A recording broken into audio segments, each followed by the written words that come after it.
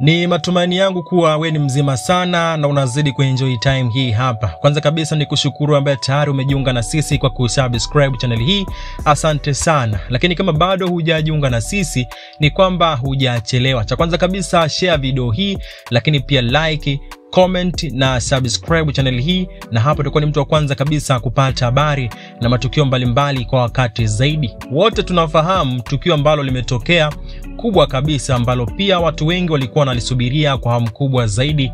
Mashabiki walio wengi walikuwa wanasubiria kwa hamu kubwa kuona kwamba Diamond pamoja na Zuchu wanafunga ndoa. Ni kitu ambacho mashabiki wengi walikuwa wanakisubiria kwa sababu tumeshuhudia mara nyingi sana mzima Diamond alikuwa anazungumza kwamba ataoa, lakini pia hata Zuchu alikuwa anaonyesha kutamani kuolewa na mzima Diamond, na hatimaye swala hilo likaweza kufanikishwa. Na juzi tumeona kwamba zimepostiwa picha mbalimbali, lakini pia hata Diamond mwenyewe akadhibitisha kwamba tayari ameshaoa.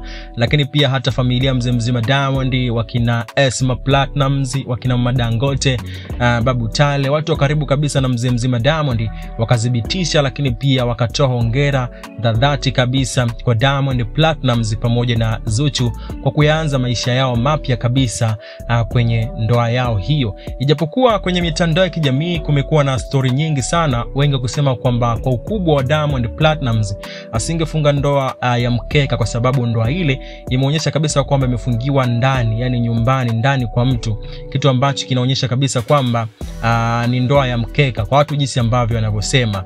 Mimi sifahamu ndoa ya mkeka inakuaje, lakini kwa wale Waislamu wanafahamu ndoa ya mkeka inakuaje. Kwa hivyo kwa picha ambavyo zinavyoonekana watu wanasema kwamba ni ndoa ya mkeka, lakini pia kulinganisha na msanii Nasib Abdul, ni msanii mkubwa sana. Kwa hivyo wengi wanasema kwamba ni kwa nini imekuwa hivi, au ilikuwa ghafla na vitu kama hizo, lakini ndo ishatokea tayari.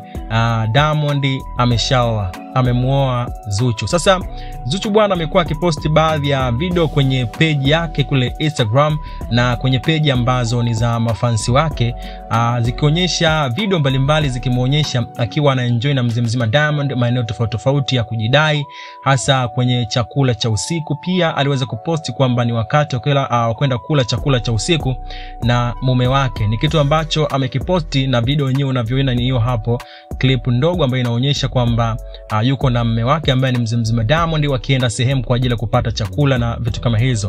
Ni kitu ambacho kinaonyesha kabisa kwamba kwa upande wa Zuchu ana furaha nyingi sana kwa hiki ambacho kimetokea.